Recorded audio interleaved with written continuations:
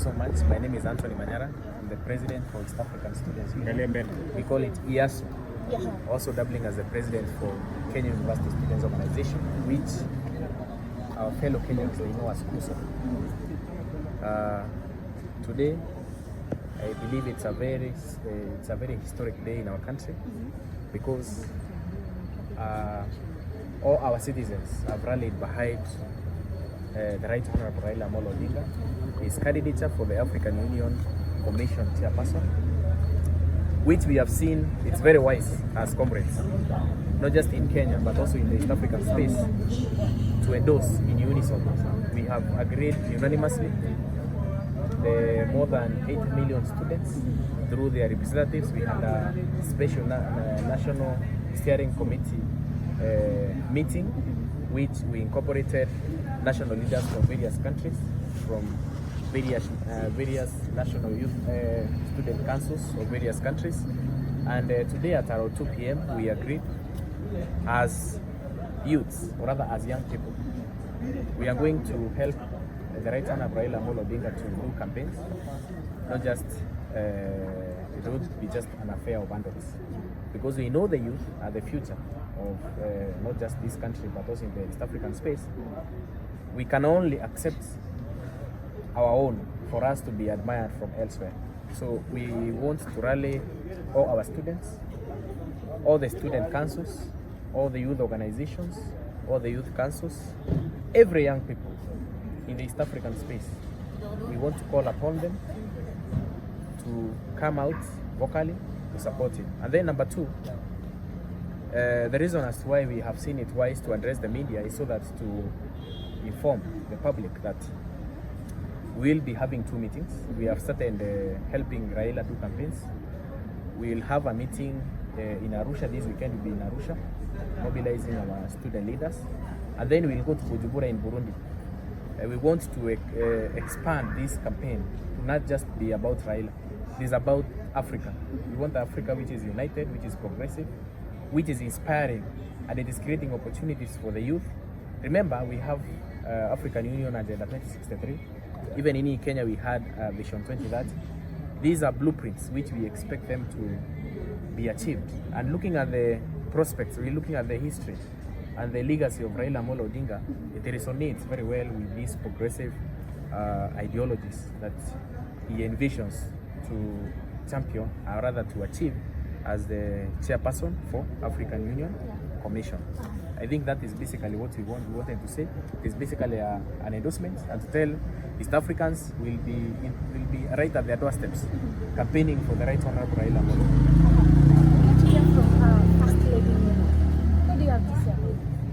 Thank you very much, Kenyans. My name is Naima Sheikh Abdikadir, Commonwealth Youth Council nominee for Vice Chair Inclusion and Engagement. And tonight I just want to rally behind our father, the father of democracy.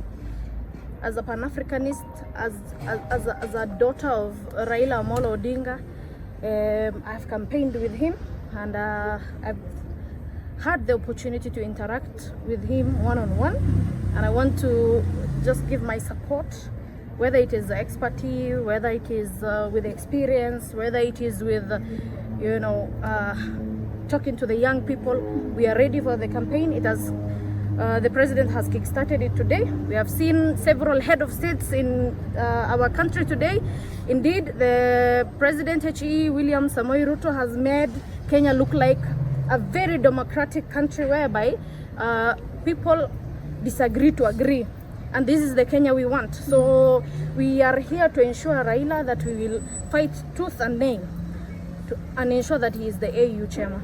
And apart from that, as a Muslim and a Somali, he can personally assign to me the role of going to Djibouti. I can speak to Mahamud on behalf of H.E. Raila, the Right Honorable Raila Odinga, to step down for Baba, because Baba and him can never be on the same level. The Right Honorable Raila Odinga's profile is not something that we can speak about today or tomorrow. He has a huge profile, huge achievements, and therefore I want to declare my support for Raila Odinga I will support him with my brains, with my experience, and all my body parts and all my body organs. Tibim. You know, we hear from Mr. here. There's something you've mentioned about talking to President Djibouti. Yes. Are you planning to do something? Maybe make a trip there? Yes, because Djibouti is basically I'm a Somali, but I'm a Kenyan, right? So Djibouti people are Somalis, but they're Djiboutians.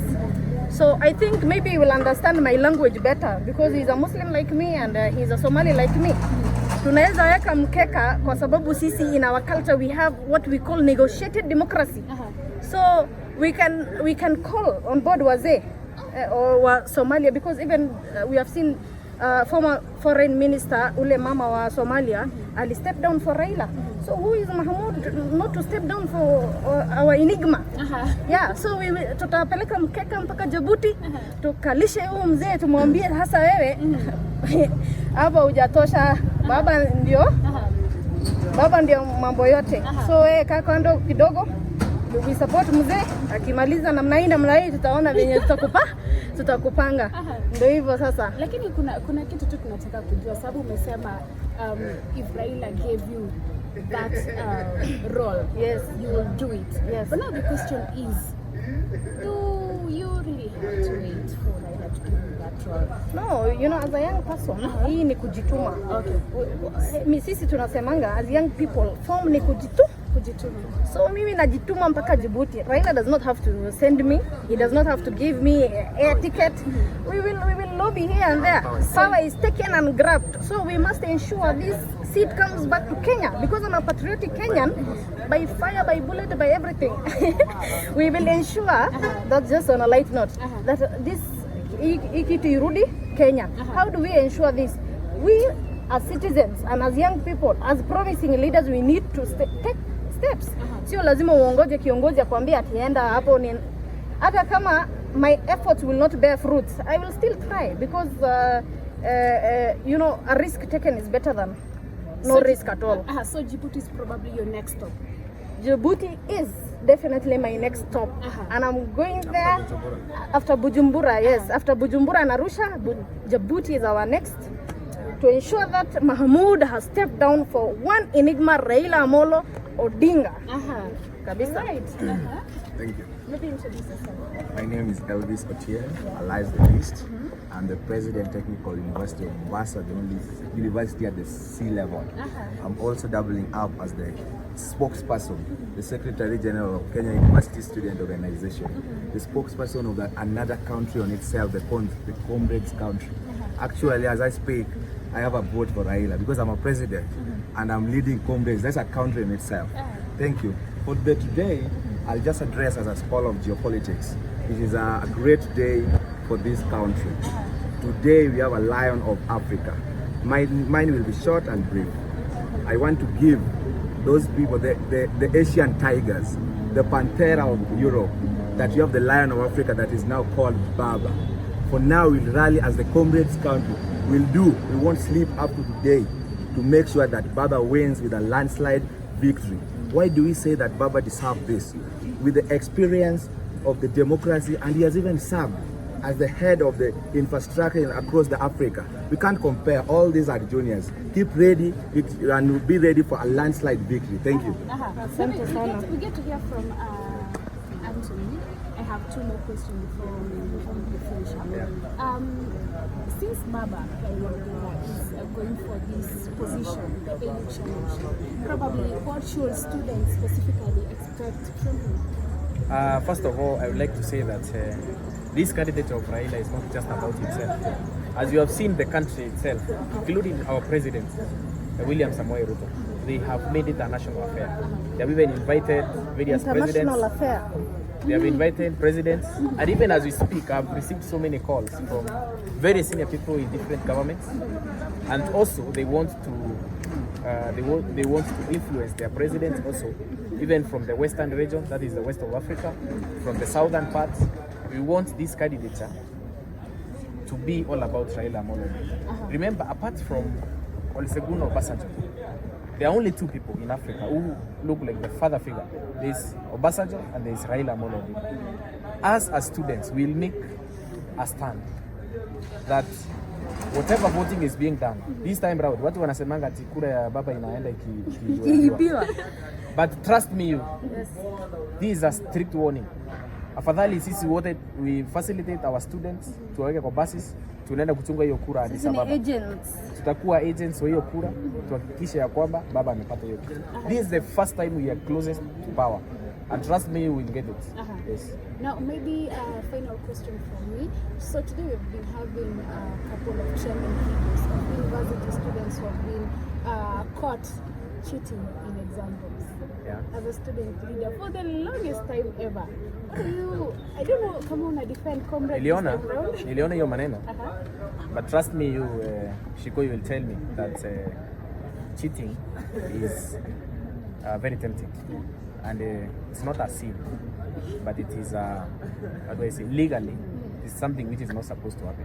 As KUSO, we don't support cheating, but sometimes we try to help students who universities use very draconian policies to punish those students. Sometimes they even expel students for more than 2 years, which is going overboard.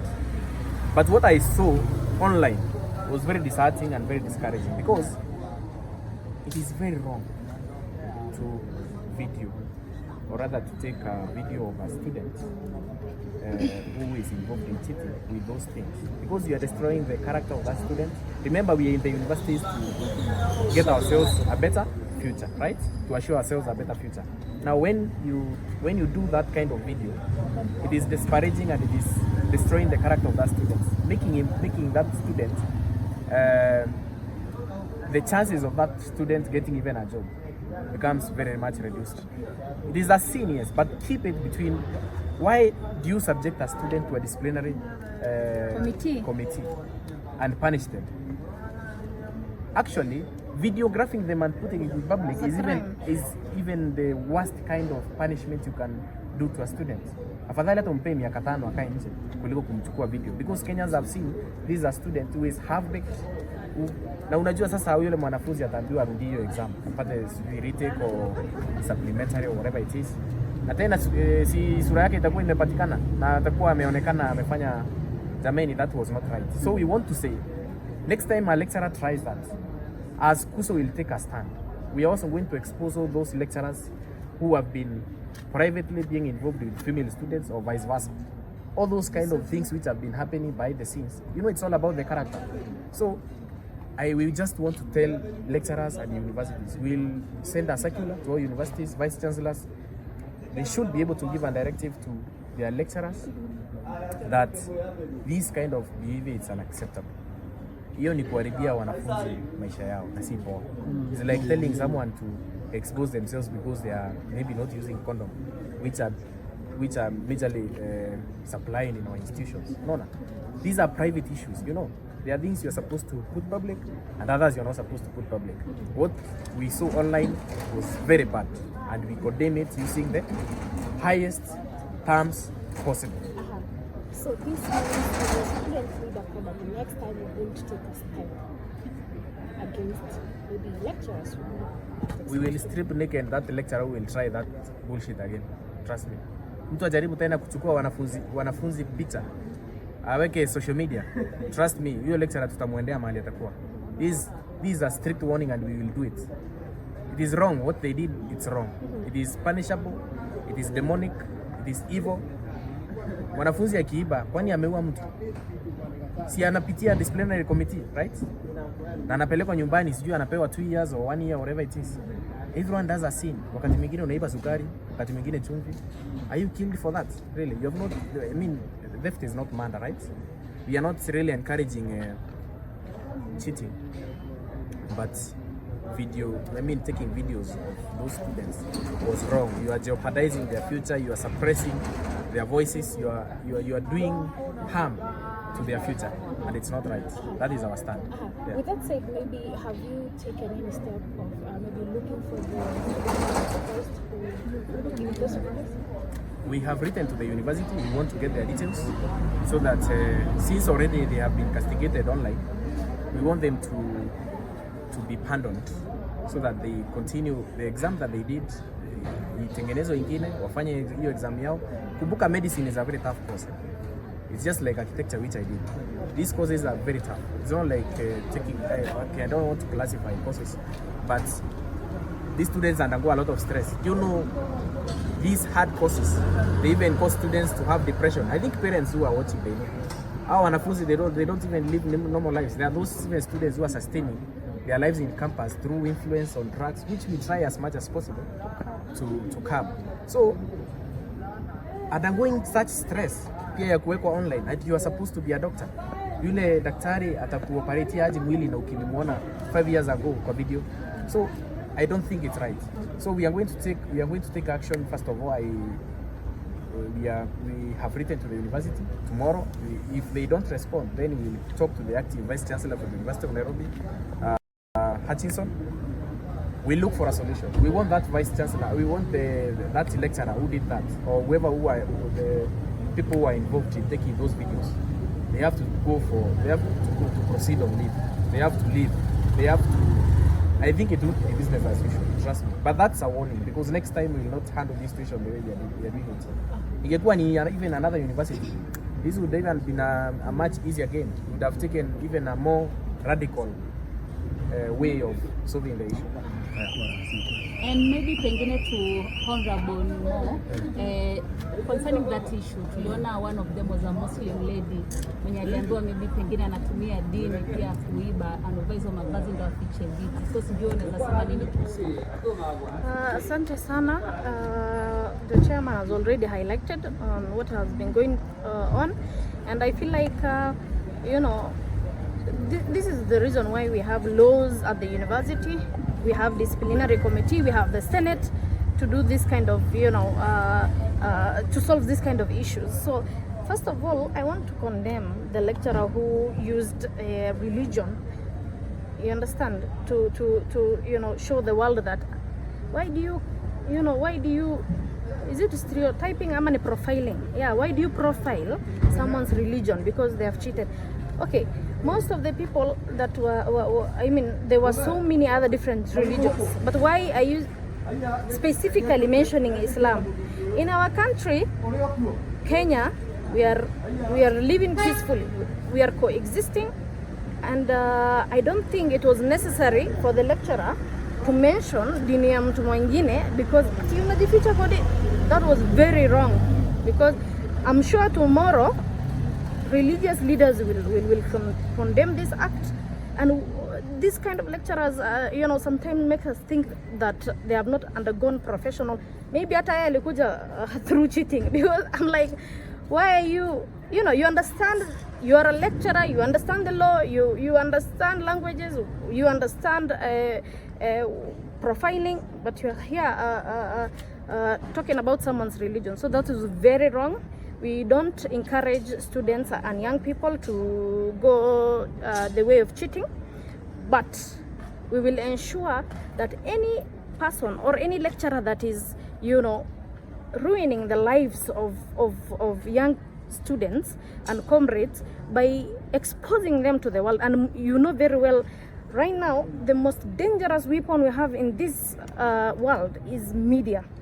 And once you kitu ishike viral, iende online, there is no way you can redeem yourself, because already you have been exposed badly. So this is destroying the reputation and the mental state of that person, because they will not have even a self-esteem to come and have coffee with us the next time, because they will feel they're lesser of, you understand, because of the criticism and stigma they will go through online. So we want to offer our support to those students. Personally, I'm ready to pay for their therapy, because they have undergone such a drastic and a dramatic evening or morning during that session. So we are ready to offer our support, and we tell them we are welcome. You can always, be given second chances in life. You are not a murderer. You have not done something ambayo inaweza kufanya ati you will be chased away from the society. So you're welcome, guys. We will ensure we reach out to young people. Yeah, that's what I was almost highlighting, that these lecturers, I think it is time for the Ministry of Education to come up with a program to train teachers and lecturers.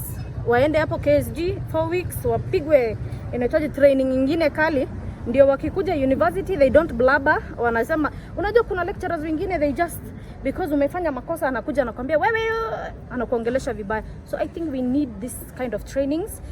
Ministry of Education, we plead with you to, you know, ensure to come up with a program. Yes, wapelekwe training. Actually, generally, ndio wasikwe wana misbehave like that and behave like that. So KSG, they will welcome them. Ministry of Education, we have a work to do to take them for 4 weeks training. The young people, we are ready to offer you support, therapy. If you need a listening ear, you can always have a second chance in life. So yeah, that's it. That's all I can say. People, kuna watu wamefanya worse things and they still, you know, had chances in life. So yeah, we encourage them to take heart, be calm, make sure you don't get mental health problems. Just calm down. We will find a solution as a body. Right. Thank you so much. Thank you so much, Chico and the team. You really play a big role and support the young people of this nation. So mubarikiwe sana na sana. Mbarikiwe pia. Asante sana. Thank you so much.